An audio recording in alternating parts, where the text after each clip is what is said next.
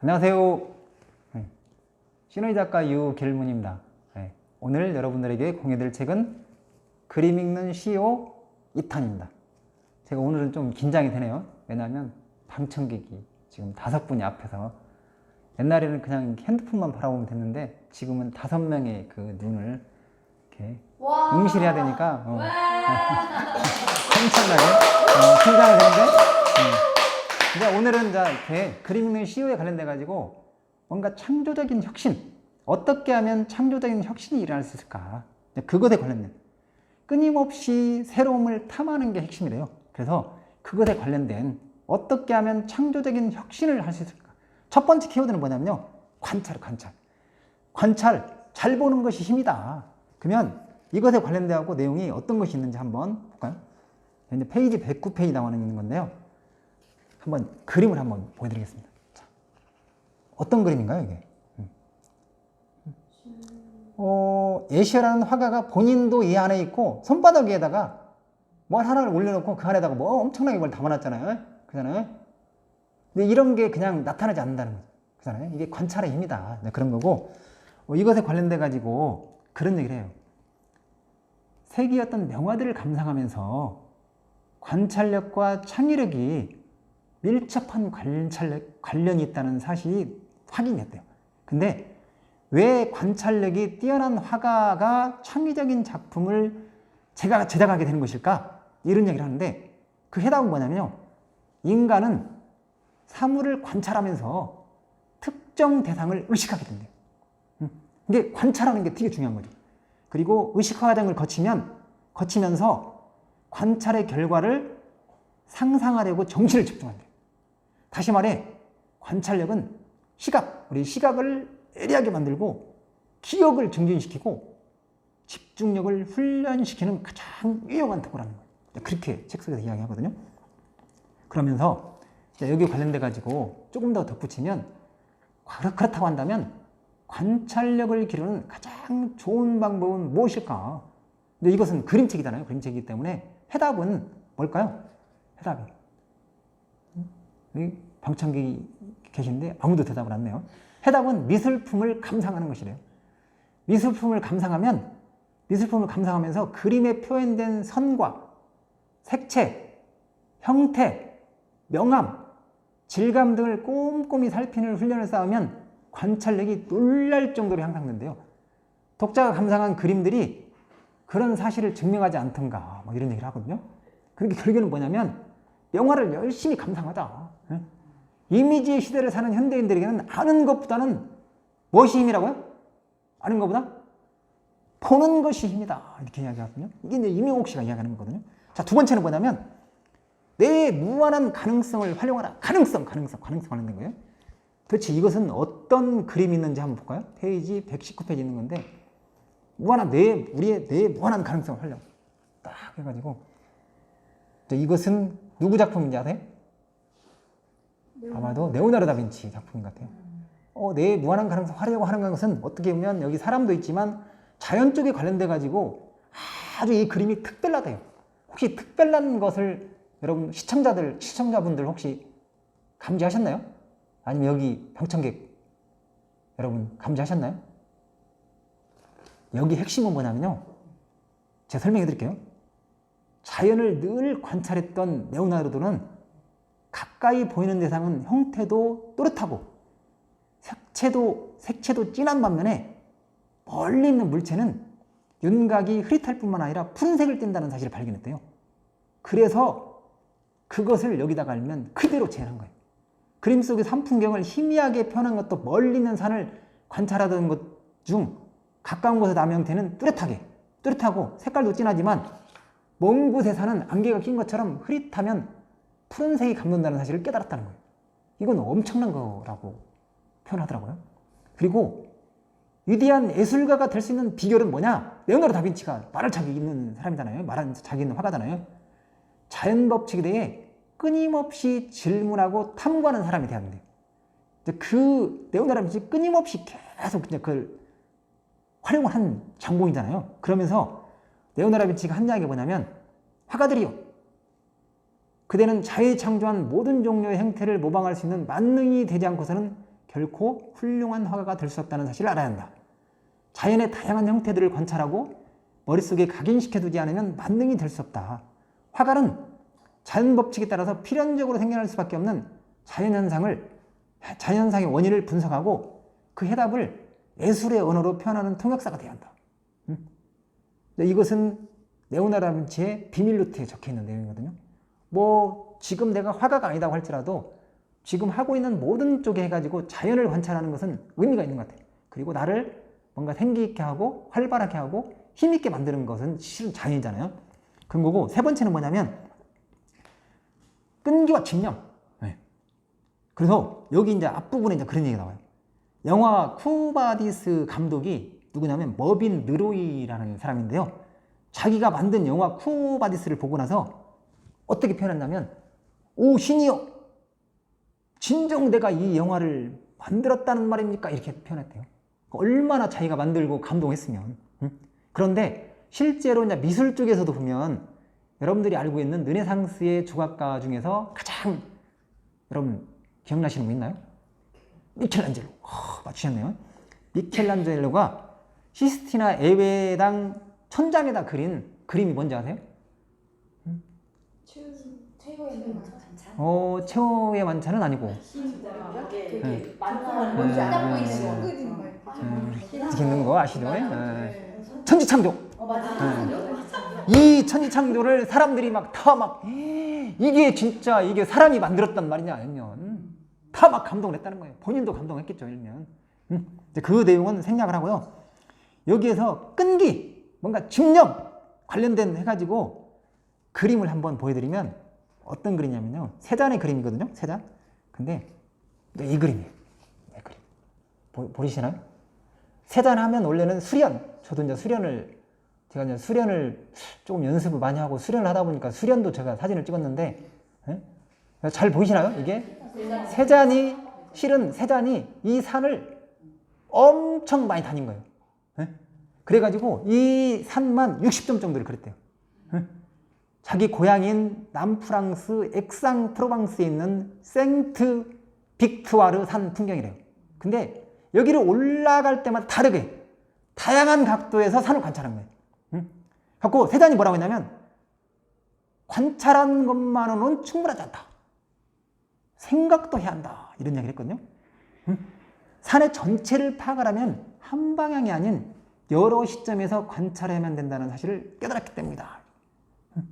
그리고 세자는 생트 빅투아르 산의 전체 모습을 한 화면에 담기 위해서요, 수십 번 반복해서 그 산을 오르고 그림을 그렸다는 거예요. 그래서 세잔 사례가 나왔고요. 그 다음에 세잔의 어떤 핵심은 뭐냐면 강한 확신은 에너지다. 그리고 결국에는 뭐냐면 이 생트 빅투아르 산도 마찬가지고 수련도 마찬가지고 한번 그걸 딱 생각을 하면 뭔가 얼씬 한 우물을 파라. 그러니까 한 놈만 패라. 한 놈만 패라의 전형적인 사례가 세잔이에요. 집중, 끈기를 가지고 집중했던 사례고요. 그 다음에 네 번째는 뭐냐면 끊임없이 변화하라. 끊임없이 변화한 화가 중에서 혹시 여러분 생각나는 사람 있나요? 유튜브 시청하시는 분 아니면 방청객분들, 끊임없이 그냥 계속 어떤 걸 하다가 또 새로운 걸 하고 또 새로운 거 하고 그 하는 것마다 다 막 열면 기가 막히게 열면 뭔가 대작을 남기셨는데 누군지 혹시 시골에 가면 많이 볼 수 있는데, 시골에 열면 피카소라고 열면 피카소. 네. 이제 이 그림을 한번 페이지 148페이지 그림을 지금까지 제가 10분 이상 했는데 처음으로 이제 여기 방청객이 웃었네요. 자, 피카소의 그림. 뭔가 특별하죠. 뭔가 입체감, 그리고 한 초점이 아니라 뭔가 다중 초점, 옆면, 그 다음에 뭐 앞면을 막 동시에 열면 사람을, 이게 열면 피카소가 한 이야기를 여기 옆에 있는 걸 잠깐 읽어드리면, 예술은 저절로 태어나지 않는다. 사람들의 생각은 끊임없이 바뀌기 때문에 인간의 사고를 표현하는 예술 형식도 진보할 수밖에 없다. 이렇게 이야기를 했고요. 그 다음에 여기 이제 페이지 141페이지에 있는 이 피카소에 관련된 내용을 한번 읽어드리면 그런 게 있어요. 피카소가 어떤 이야기를 했냐면, 이야기는 한번 여러분들이 펜 있으면 한번 적어보시면 좋을 것 같아요. 변화! 뭔가 지금의 현재 입장에서 뭔가 변화를 원하시는 분들은 이 이야기를 한번 곱씹어 보시면 좋을 것 같아요. 피카소가 한 얘기예요. 시골에 가면 많이 볼 수 있는 무엇을 만들어야 하는지 정확하게 알고 있다면 왜 그것을 해야 한다는 말인가? 이미 알고 있는 것은 전혀 흥미롭지 않다. 그럴 바엔 다른 것을 하는 것이 훨씬 낫다. 그러니까 새로움을 추구해야 되고 새로운 변화를 추구해야 된다는 그런 의미로 예를 들면 피카소가 한 얘기거든요. 그리고 한 가지를 더 말씀드리면 피카소가 끊임없이 변화와 계획을 추구했대요. 그리고 창의적인 일을 하는 것이 곧 휴식이다. 이렇게 표현을 했고요. 그 다음에 나의 사전에 불가능이라는 단어는 없다. 이렇게까지 표현을 하고 뭐 엄청난 작품을 남겼잖아요. 이것은 생략하겠습니다. 그 다음에 5번째는 뭐냐면 본질을 깨트려라.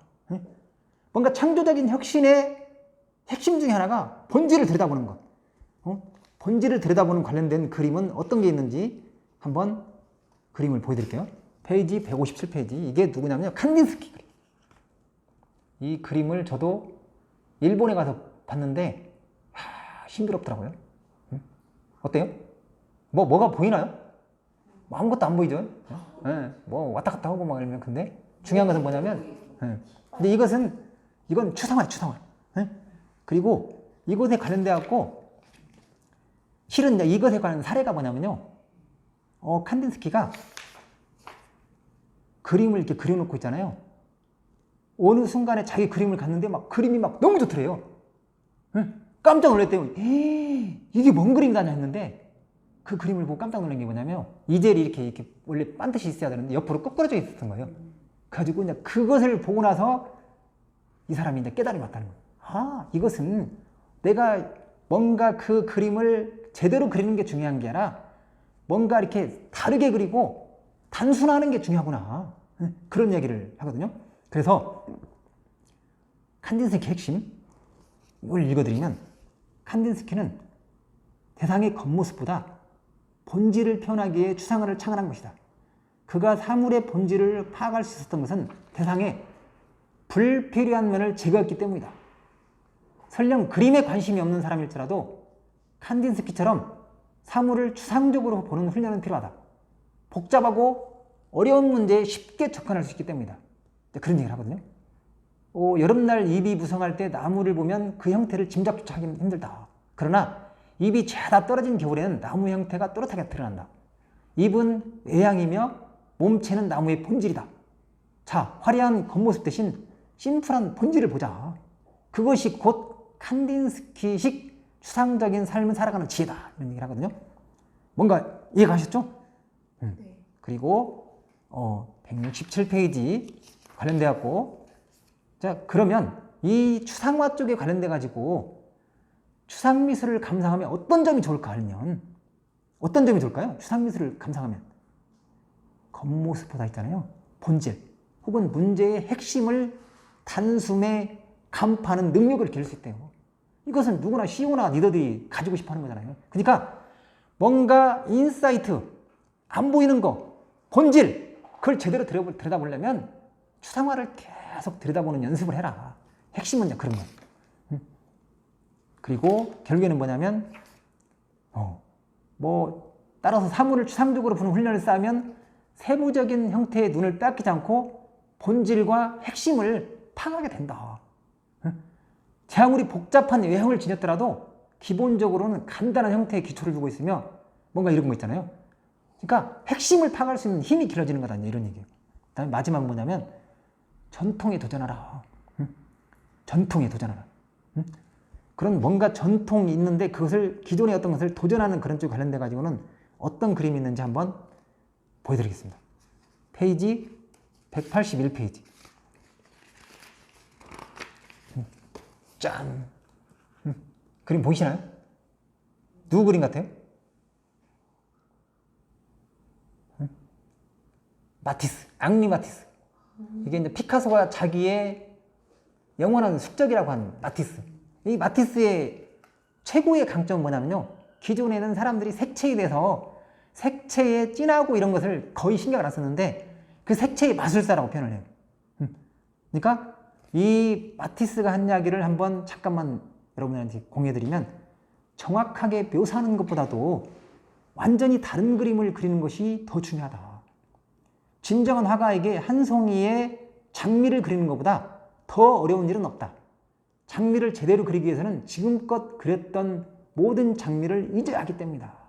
꼭 뭔가 색채 쪽에 새로운 어떤 그런 획을 그은 장본인. 그리고 이것에 관련돼 갖고 한마디만 더 말씀을 드리면, 결국에 앙리 마티스가 피카소와 필적하는 어떤 일생의 라이벌로 여겨지고 그 다음에 최고로 등극한 이유는 뭐냐면요, 뭔가 기존에 사람들이 색채 쪽에는 아무도 신경 안 썼어요. 근데 여기는 다르게 색채를 구현한 거, 그게 결국에는 블루오션이었다, 이런 얘기예요. 여러분, 그림 읽는 CEO 끊임없이 새로움을 탐하라, 뭔가 창조적인 혁신, 여러분에게 도움이 되셨나요?